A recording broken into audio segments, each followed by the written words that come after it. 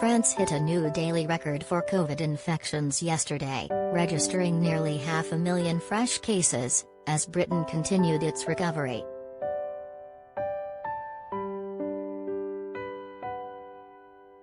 The country revealed 464,769 cases over the previous 24 hours. French officials have issued a series of diktats in a desperate bid to curb the rising case numbers.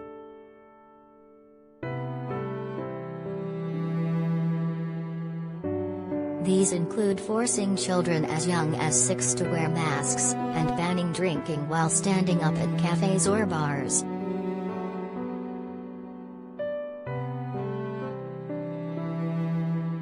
French MPs have also toughened up draconian vaccine passport rules that will ban unvaccinated people from public life.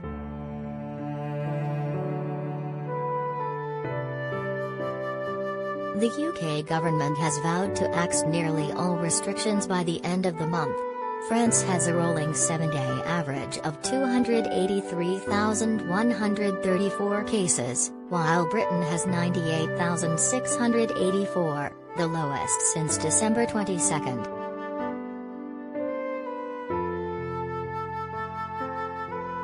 Coronavirus now appears less likely to be the primary cause of death in people who die after being infected with Omicron than previous variants.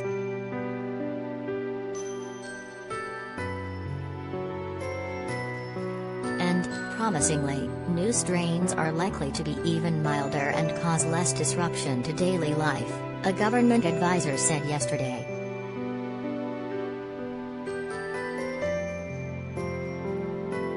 There were 922 deaths registered in England and Wales in the week to January 7 that mentioned coronavirus on the death certificate.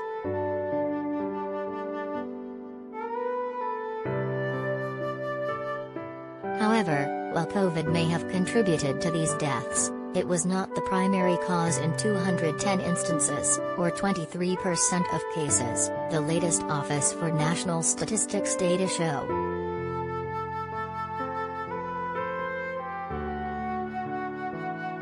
This is up from around 16% with Delta in November and 10% with the Alpha wave last January, before widespread vaccination.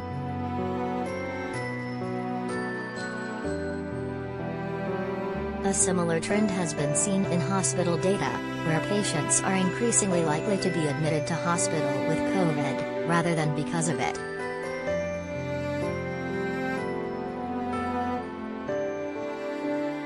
In some regions, more than half of hospital COVID patients are now so-called incidental cases.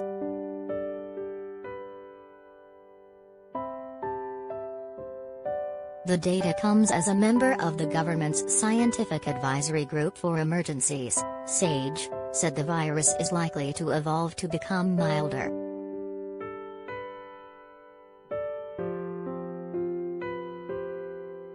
Professor Andrew Hayward said the virus may become more transmissible, but it doesn't do the virus any good to increase in severity.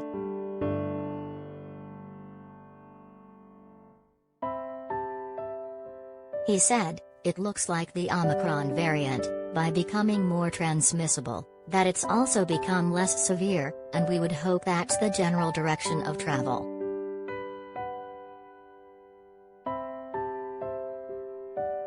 Professor Hayward, from University College London, said that in future not everyone would need booster vaccines and jabs may be given less often than they are for flu.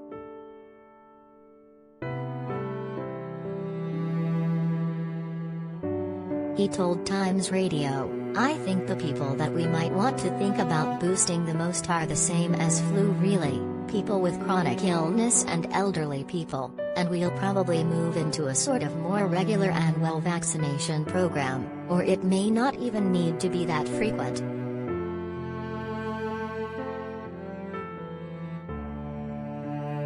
We need to wait for the evidence on that. Professor Hayward said he agreed the pandemic will end and people will live with the virus continuing to transmit but causing much less disruption.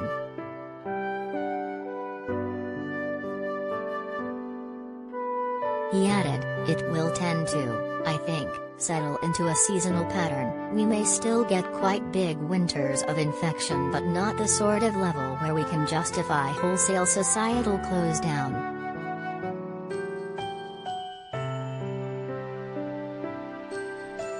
So, I think it is genuinely an optimistic picture, but we're still not quite there yet.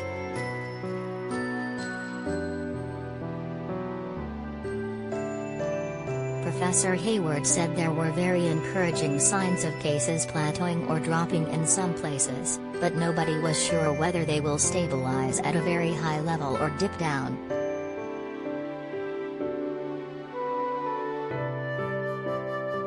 Yesterday the UK recorded a further 94,432 lab-confirmed COVID-19, with 438 deaths.